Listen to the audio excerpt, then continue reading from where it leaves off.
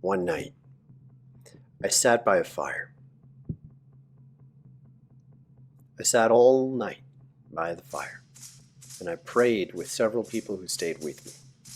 We were in the mountains, Southern California, deep in the woods with shamans. I talked with the fire about what it is to be real. I sat and let it rewrite me. Felt the flames touch me in a way that I never understood. I started to recognize what elemental magic is when you feel it, when you recognize the way in which fire is a part of you. As I felt the dawn emerge, one of the shamans came to sit with me. He smiled. He liked the way I'd held the fire and myself.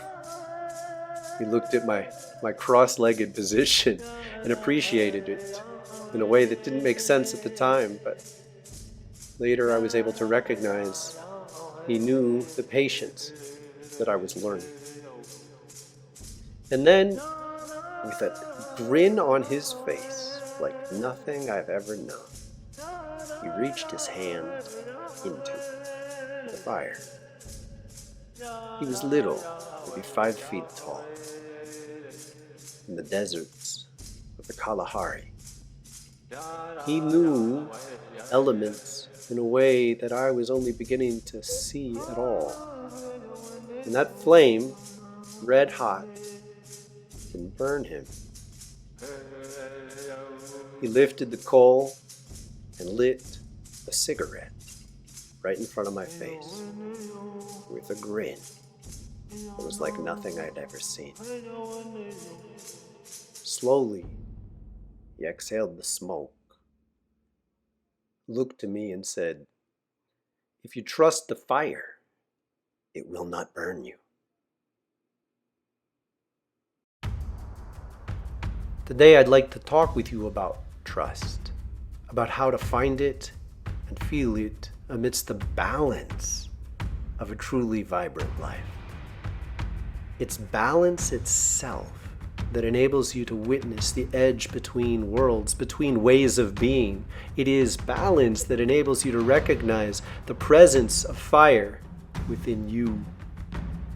And yet, if you can't also recognize the presence of the stone and the water, you won't know any of them, because you are made of many ways. And as you embrace them, you need to recognize the edge between what you can handle now and what could be possible one day.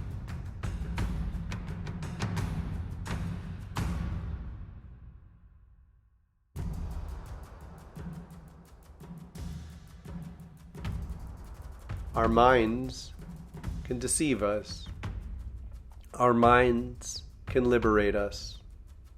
The resonance that we feel may be the guidance of our sacred soul leading us deeper into a better life, or it may be the echoes of the habits that we've engaged in for lifetimes, still present, undermining our ability to recognize what's truly best. The course of action that you take is ideal when it unites your spirit, your body, and your mind. And in effort to get into this deep attunement, sometimes you may need drink. And if you drink too much, you'll get sick. Sometimes you may need to get outside. And if you stay in the sun too long, you'll get burned. Sometimes you may need to sit down. And if you get caught in lethargy, you may lose your hope. Every course of action works this way. Living in a body on planet Earth involves this complex presence, and the answer is to be present, to be here in the moment, and to continue to ask, what is best now? When you lay down patterns too quickly to suggest that I will exercise on Tuesday, Wednesday, and Friday, sometimes they'll work. When they work for a week or two, you feel great. And then in the 3rd and the 5th week, when they don't work, you feel like a failure. Well, might you consider that during that 3rd and 5th week, it would be ideal for you to move on Monday and rest on Tuesday? Can you embrace a life in which you have to change your structures? And by all means, work to create habits, build it into your life, but change when your intuition guides you to. Accept a deeper invitation from life itself to show you opportunities that surpass that first week of extraordinary strength. And let it embrace you.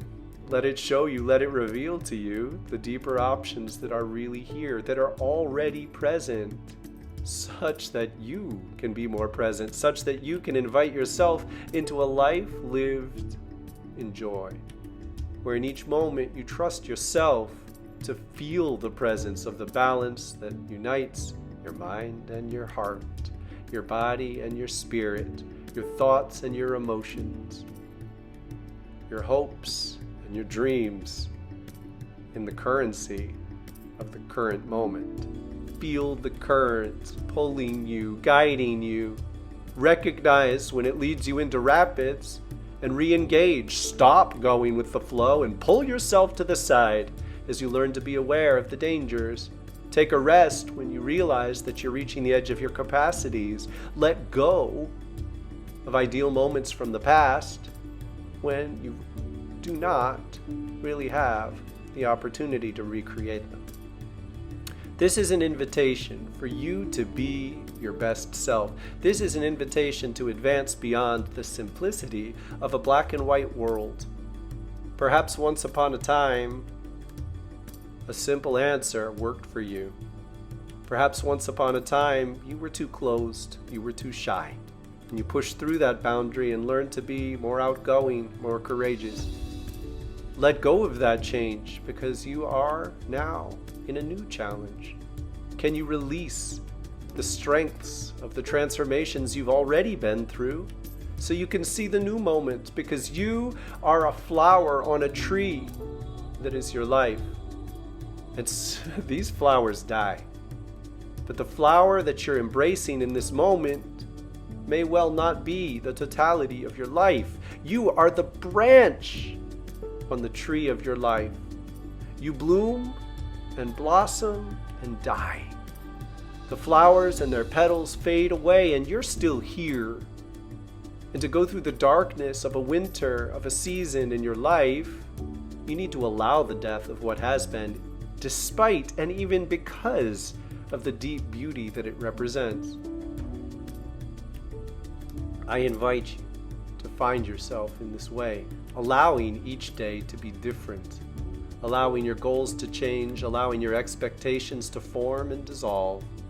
Dance with the world, be a co-creator, put your assertive presence into play, make it real, and then allow yourself to change. How do you know? Maybe there isn't a formula.